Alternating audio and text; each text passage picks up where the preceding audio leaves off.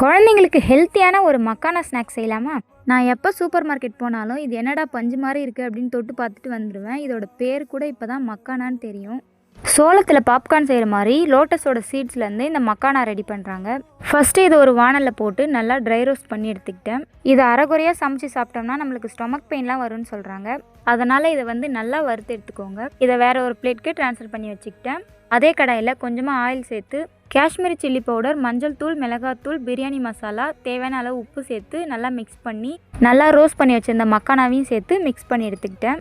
உங்களுக்கு பிடிச்ச மசாலா நீங்கள் சேர்த்துக்கலாம். சிக்கன் மசாலா, மட்டன் மசாலா எது வேணால் சேர்த்துக்கலாம். நான் பிரியாணி ஃப்ளேவரில் ட்ரை பண்ணுறேன். இந்த மக்கானாவை அப்படியே சாப்பிட்டு பார்த்தீங்கன்னா ஏதோ பேப்பரை சுருட்டி சாப்பிட்ற மாதிரி இருக்கும்.